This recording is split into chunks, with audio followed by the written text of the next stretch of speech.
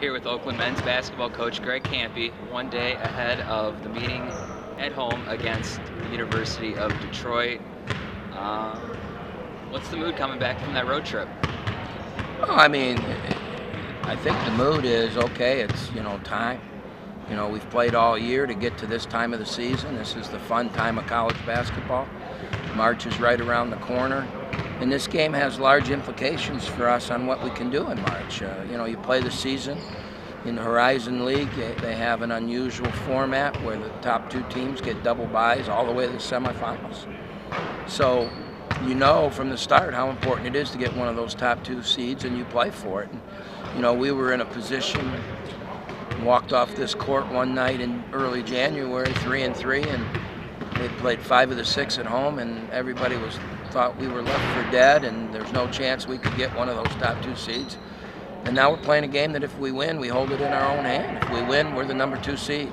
So, the kids have done a great job of battling back and becoming a good basketball team.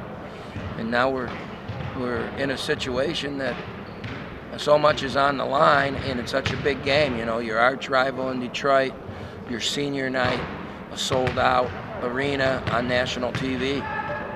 Doesn't get much better than that. I would think we'd be ready to play.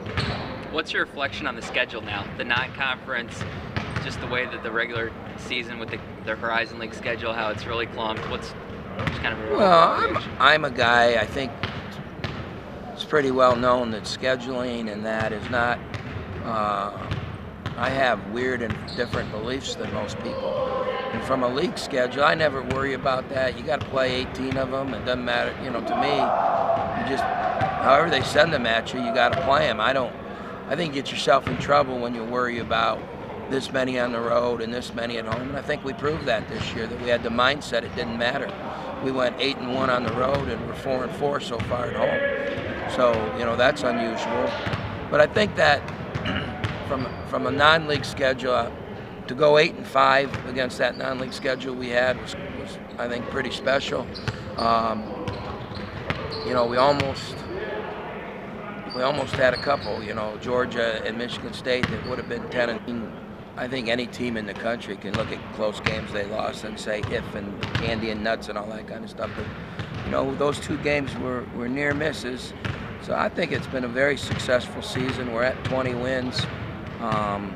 We've got postseason locked up. Somebody's going to take us in some tournament. I think it's a great bounce back year. I think we're back now in year 3. If we get a win against Detroit, we went 5th place, 3rd place, 2nd place in our 3 years in the league. Right now we're 30-19 in 3 years in the Horizon League, and I don't think anybody could have expected that type of record in your first 3 years in the league. So I'm really, really pleased with how the year went, the direction of the program's going, and the quality of athlete that we have. The future looks really good. Was it important to at least, obviously not winning that game, was it important though to keep it close just for the mentality of the Valpo game? Of knowing we can come back, 3rd game, especially in Detroit? Well, I think that, when it's over and you look at it, you look at the good, and I think that's the good that, we got ourselves in trouble a couple times, and, it was a much more important game for Valpo than it was for us, in that, they're playing for the championship, and we were playing to get back into the championship race. They were at home, and, a win pretty much cemented that their 4th championship in 5 years. So they came out, and they played extremely well. And we were able to weather the storm and give them a battle. Yeah, I liked it. I think that, we feel pretty good. The bottom line is there's too many games in the way before we even think about that, because you could sit there and say, oh, we'll do this, but you got to get there. And it starts Friday night against Detroit, getting into the 2nd seed. Do you think that they're in a different place than when you guys saw them a couple months ago, too? Valpo? No, Detroit. Oh, Detroit? Oh, they're playing well. They've won 6 of their last 8. I think Bass has got it figured out. He's been playing extremely well. I think, anytime a kid misses 7-8 games and then comes back, just like with Martez, there was a learning curve and a new curve for the team, and I think their team went through that with him. and I think they're playing really well now, and he's got it figured out. He's playing extremely well. Is there a team outside of Valpo, a team that, what's the team that, is presented, you think, now going through the schedule twice, most challenges in terms of just on the floor? Well, Milwaukee's always been a bugaboo for us, and that's because of Tybee or Tibby or however the guy pronounces his name. I know we may have to see him one more time, and then I'll be really happy never to see him again. I think he's just, if I could pick a player in the league, man, I'd take him in a heartbeat.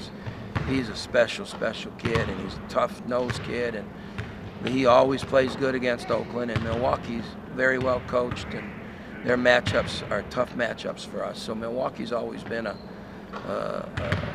game that's been very difficult for us.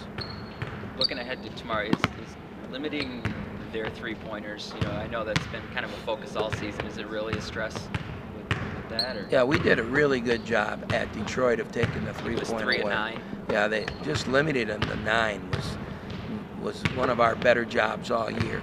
And I think that's got a lot to do with who's going to win the game. Not that we're a three-point shooting juggernaut or anything like that, because we're not. We do rely on Max making some and Martez and, Kay a couple a game, but we're not a team that we're not going to win or lose because of the three. But I do think we're a team that's going to win or lose how we defend the three. And we've got to take it away from them because it's a potent part of their game. Both teams shot pretty exceptionally on two-pointers, I think, in that game too. So is it kind of balance that? Yeah, I think they had. It was a really good game. Both teams. It was a very well played basketball game. We made a run in the second half, and we got a little bit of a lead, and we were able to hang on. But other than that 3-4 minute run, it was a very, very equal head-to-head anybody's game. And even after the run, they came back at the end, and they had a chance. I don't remember exactly. They may have. No, they didn't. We made 2 free throws to get it to 4.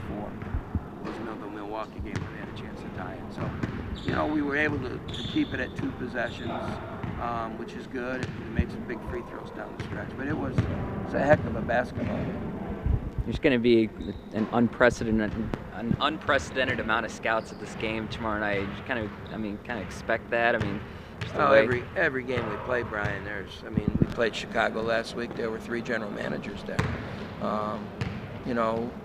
There's when you have good teams and good players, those guys seem to show up. So, and there's 2 or 3 guys on that floor that are capable players. I think the good for our team is because they all show up. A guy like Jalen Hayes is showing maybe he's got some potential, and so we're kind of used to that now. National TV and pro scouts have become the norm for us. Do you think the league smiles on knowing how big this Oakland-Detroit game is, and then translating that into the first year in this tournament? Well, I sure hope so, and I hope that it's just an unbelievable game where the fan base and the people that are just becoming Horizon League fans can see it on TV, and then maybe we'll make their way down to the Joe to see more great Horizon League basketball. Okay, good luck tomorrow night. Thanks, Brian.